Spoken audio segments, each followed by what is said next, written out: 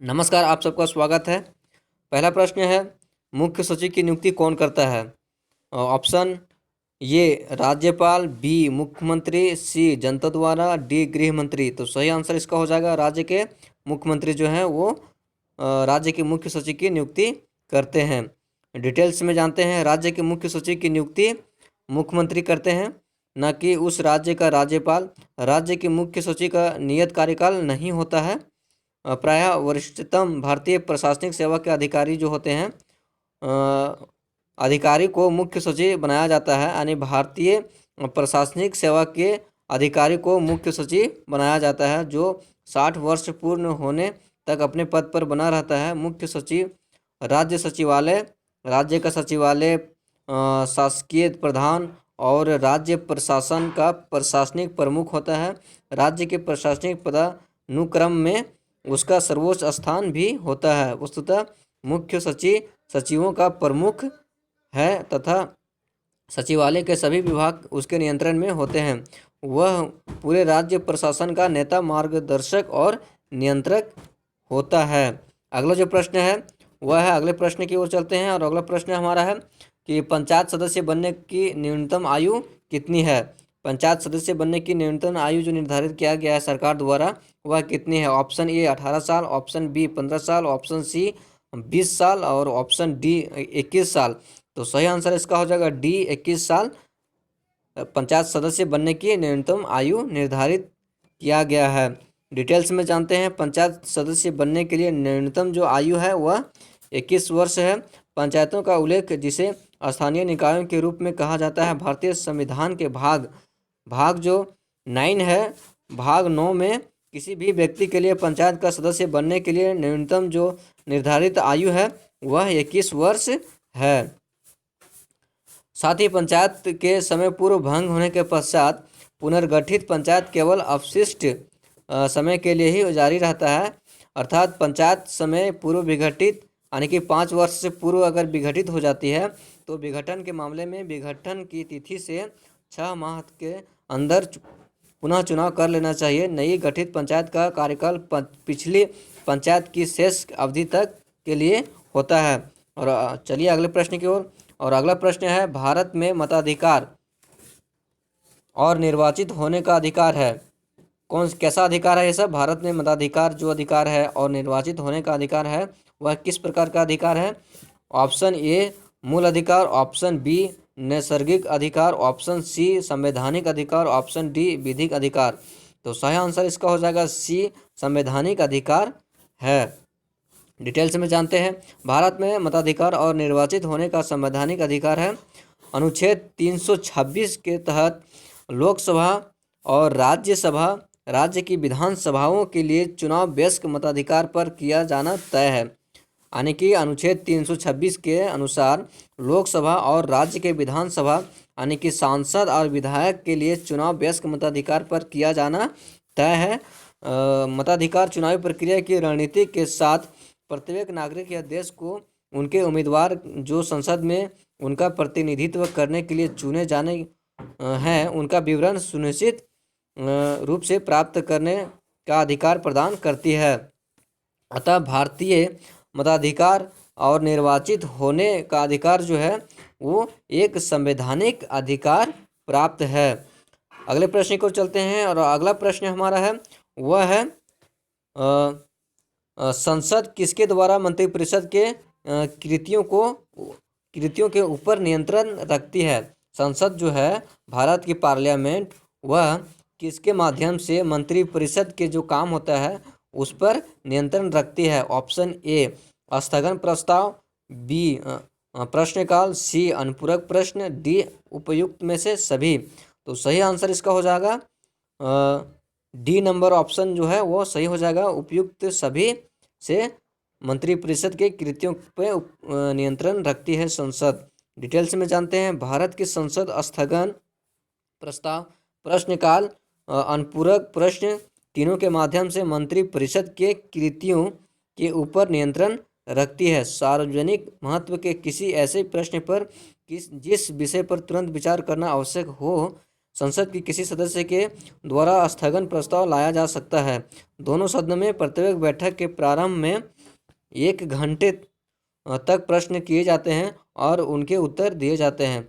इसे प्रश्नकाल कहा जाता है। इसके अतिरिक्त अनुपूरक प्रश्न पूछने से मंत्रियों का भी परीक्षण होता है कि वे अपने विभागों के कार्यक्रम को कितना समझते हैं। अगले प्रश्न की ओर चलते हैं और अगला प्रश्न है 5 नंबर, वह है REDD+ कार्यक्रम क्या है? जैव विविधता का संरक्षण करने में, बी वन पारिस्थितिकी की समतुल्यता में, डी सी गरीबी कम करने में, डी उपयुक्त में सभी। तो सही आंसर इसका हो जाएगा डी नंबर, उपयुक्त में सभी। UN जो है REDD उसका फुल फॉर्म है United Nations programme on reducing emission from deforestation and forest degradation कार्यक्रम वर्ष 2018 में प्रारंभ किया गया। इस कार्यक्रम का मुख्य उद्देश्य सतत वहनीय विकास के लिए वनों के कार्बन उत्सर्जन को कम करके वनों में कार्बन की मात्रा को बढ़ाना है। UNREDD कार्यक्रम राष्ट्रीय स्तर पर REDD+ द्वारा सहायता प्राप्त करता है। इस क्रम में REDD+ विभिन्न हितधारकों एवं देशज लोगों के साथ साथ वनों पर निर्भर रहने वाले जो समुदाय होते हैं उन पे समुदायों को प्रक्रिया के प्रत्येक स्तर पर अर्थपूर्ण सहभागिता सुनिश्चित करता है। अगला जो है हमारा वह है 6 नंबर है। अगले प्रश्न है green house gas protocol GHGP क्या है? जो ग्रीन हाउस गैस है उसका प्रोटोकॉल जो है GHGP वह क्या है?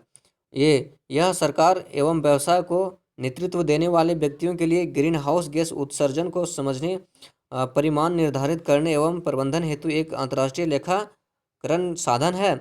बी यह ग्रीन हाउस गैस उत्सर्जन को कम करने और पारितंत्र अनुकूली प्रौद्योगिकियों को अपनाने हेतु विकासशील देशों को वित्तीय प्रोत्साहन प्रदान करने की संयुक्त राष्ट्र की एक पहल है। सी यह वर्ष 2022 तक ग्रीन हाउस गैस उत्सर्जन को एक विनिर्दिष्ट स्तर तक कम करने हेतु संयुक्त राष्ट्र के सभी सदस्य देशों द्वारा अनुसमर्थित एक अंतः सरकारी समझौता है। डी यह विश्व बैंक द्वारा पोषित बहुपक्षीय REDD+ पहलों में से एक है। तो सही इसका आंसर हो जाएगा ये नंबर, जो ऑप्शन है वो सही हो जाएगा, यानी कि यह सरकार एवं व्यवसाय के नेतृत्व देने वाले व्यक्तियों के लिए ग्रीन हाउस गैस उत्सर्जन को समझने, परिमाण निर्धारित करने एवं प्रबंधन हेतु एक अंतर्राष्ट्रीय लेखाकरण साधन है। डिटेल्स में जानते हैं। ग्रीन हाउस गैस प्रोटोकॉल जो है सरकारों एवं व्यवसायों द्वारा ग्रीन हाउस गैस उत्सर्जन को समझने, परिमाण निर्धारित करने एवं प्रबंधन हेतु अंतर्राष्ट्रीय लेखाकरण साधन है। प्रोटोकॉल जो GHG प्रोटोकॉल है व्यवसायों, सरकारों एवं पर्यावरणीय संस्था के साथ मिलकर कार्य करती है, जिससे वैश्विक स्तर पर एक सशक्त एवं प्रभावी कार्यक्रम का विकास हो जो जलवायु परिवर्तन से निपट सके। GHG प्रोटोकॉल विकासशील देशों को अंतर्राष्ट्रीय स्तर पर प्रचलित प्रबंधन तकनीक देती है, जिससे वह वैश्विक बाजार एवं सरकारी स्तर पर जलवायु परिवर्तन संबंधी निर्णयों से अवगत रहे।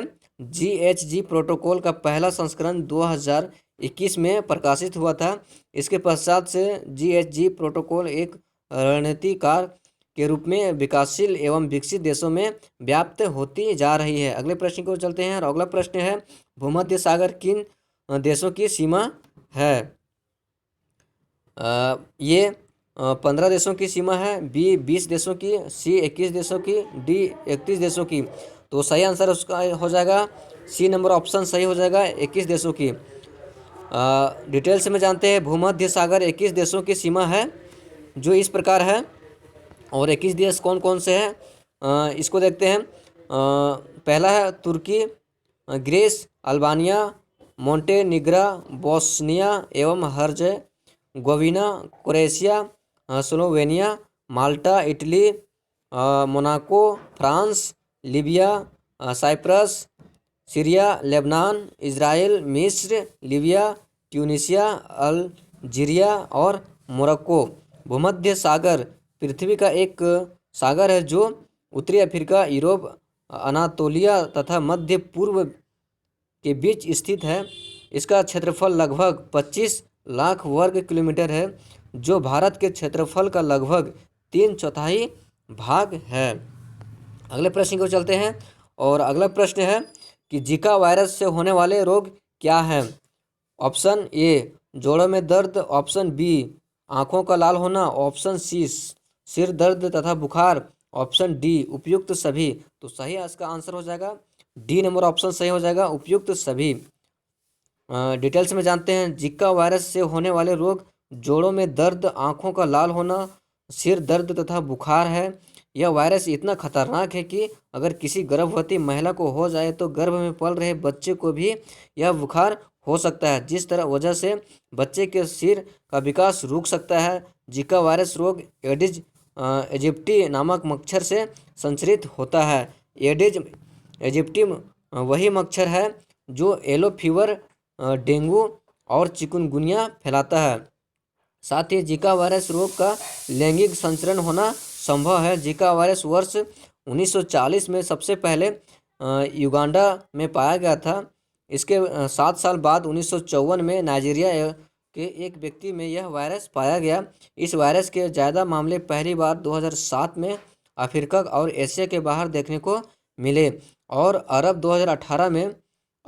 2018 में राजस्थान के जयपुर में यानी कि इंडिया में भी जिका वायरस के 22 मामले सामने आए हुए हैं। अगले प्रश्न को चलते हैं और अगला प्रश्न है वह है जीवाणु जो है किसे संक्रमित करता है। जीवाणु किसे संक्रमित करता है। ऑप्शन ए जीवाणुओं को, ऑप्शन बी कवकों को, ऑप्शन सी पादपों को, ऑप्शन डी उपयुक्त सभी को। तो सही आंसर इसका हो जाएगा डी उपयुक्त सभी को। डिटेल्स में जानते हैं। जीवाणु बैक्टीरिया जो है कवक तथा पादप सभी को विषाणु संक्रमित कर सकता है। उदाहरण के तौर पर बैक्टीरिया फेज नामक विषाणु जीवाणुओं को संक्रमित करते हैं। गंगा नदी शुद्धता का भी यही प्रमुख कारण है कि उसके जल में बैक्टीरियोफेज विषाणु होते हैं जो जीवाणु को नष्ट कर देते हैं, जिससे जल संक्रमित होने से बचा रहता है। इसी प्रकार से माइकोवायरस नामक विषाणु कवकों को संक्रमित करता है, जबकि पादपों एवं वनस्पति आदि को संक्रमित करने वाले विषाणुओं की संख्या बहुत अधिक है। टोबैको मोसैक विषाणु TMV वनस्पति की पत्तियों को धब्बायुक्त मलिन बना देता है। अगले प्रश्न को चलते हैं और अगला प्रश्न है 10वां नंबर है वह है ऑनलाइन को हिंदी में क्या कहते हैं। और यह आखिरी है। तो ऑनलाइन को हिंदी में क्या कहते हैं। ऑप्शन ए प्रगति पर होना, ऑप्शन बी इंटरनेट से जुड़ा होना, ऑप्शन सी कॉल या सॉफ्टवेयर में इस समय सक्रिय होना और ऑप्शन डी उपयुक्त सभी। तो सही उत्तर हो जाएगा उपयुक्त सभी।